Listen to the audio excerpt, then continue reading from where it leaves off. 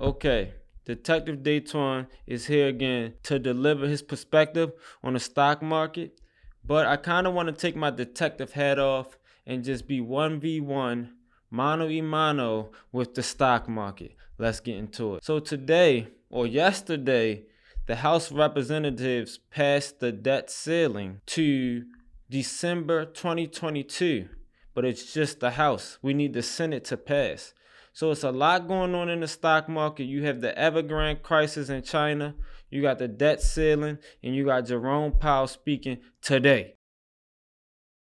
It's getting toasty, it's getting steamy. Let me dive into some tweets that I feel like gives good insight on what's happening in the market and how I'm moving and how maybe you should move following this video.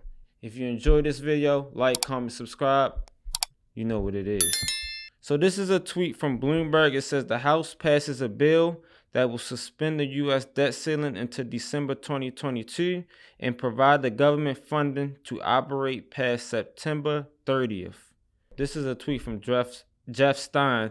Economists find prolonged debt ceiling breach would cost up to 6 million jobs, wipe out 15 trillion in household wealth, and drive unemployment rate to 9%, and also increase borrowing costs. So you see this tug of war is happening with the economy right now in the debt ceiling breach. It's getting interesting. The GOP is refusing to help DS/White House, which is Dems/White House, as clock ticks. Obviously, that's his perspective. It's a tug of war and it's politics, and we know politics is a dirty game. Remember, increasing the debt ceiling has nothing to do with future spending. It only allows the bills to be paid for money already spent. This is a tweet from Claire McCaskill. So that's an interesting tweet, interesting insight. Let's dive right straight. Let's dive into the next one. Brian Westbury tweeted 2 days ago that Janet Yellen is saying that Congress needs to raise the U.S. Treasury's debt ceiling to avoid catastrophe. Try calling your credit card company up and using the same argument. How about Congress stop spending to avoid catastrophe? So again, it's a lot of politics. It's a political divide happening right now. A lot is at stake right now, and if your money's in the market, it's at risk right now. But I'll get into that later in this video. This is from Crypto Investor. He tweeted this earlier this morning. He says the Fed will release a policy statement along with the economic and interest rate forecast. It issues quarterly at the end of its two-day meeting Wednesday afternoon.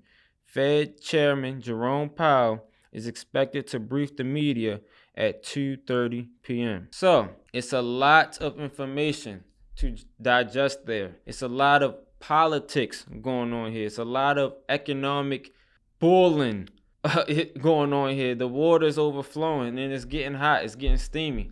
So again, I'm taking my detective hat off. It's a lot of insight in those tweets. Do what you will with them. But I'm just talking 1v1 right now. If your money is in the market, it is totally at risk right now. My money is still in the market right now, and it's totally at risk right now. I'm moving with caution. Have I sold any of my AMC position? Have I sold any of my BBIG position? Not right now. But with my money being into those plays, and especially since they're short interest type of plays and they're going down, the shorts are kind of winning right now. It's more and more riskier. It's more and more riskier.